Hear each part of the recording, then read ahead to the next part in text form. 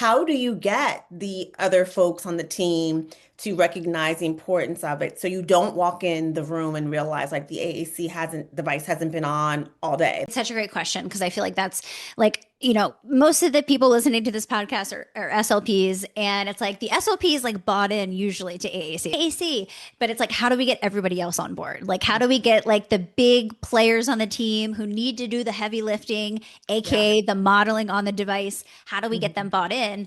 I mean, I have a team of therapists who are doing direct service, but the best way to make progress with a student with complex communication needs, an AAC user, is to train the circle of support around them. So, even if you're working in the schools and you don't necessarily have the capacity or the minutes to do, full-fledged coaching sessions the way that I would in, my clinical work, everyone has time for coaching moments.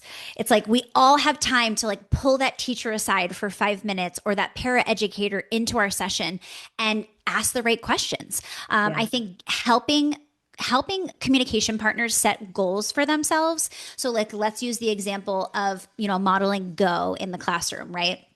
I would walk into the classroom, pull the teacher aside, be so excited that the students had go in my session, and say like, when do you think a good time to model that word would be in your everyday, classroom activities? And they're like, well, I don't really know. Like maybe recess, or maybe, there's this bubble machine that all the kids are really liking. And like maybe we could do it that. And so you're like brainstorming and collaborating with, communication partner and say, awesome. Like, do you know where that word is on the device? And it's like, okay, like Mhm. here's the device. Yeah, here it is. So like, let me show you what that would look like. And I was like, okay, ready, set, go. And I hit go on the device, right? I'm like, perfect. Like, okay, so you're going to model it during the bubble activity. Awesome. Like, I'll check back in next week. And so, what I did there is one, I looped in a communication partner. It's not me going and being like, practice, go, practice as much as you can. I'll see you Right. next week, right? One extra step is just like asking the right questions. When do you think a Yeah. good time would be? How many times this week do you think you could do that? What I'm really doing is I'm helping a communication partner get really clear on one specific thing that they're going to do.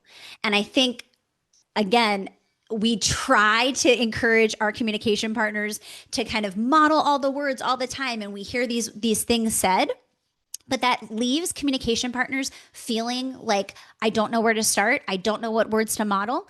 And so, Yeah. if you can help a communication partner get very clear on one routine with one word or phrase that's super motivating, and they feel like they can do that, that like sparks change. And all of a sudden, they come back and they're like, I modeled it and like he imitated it.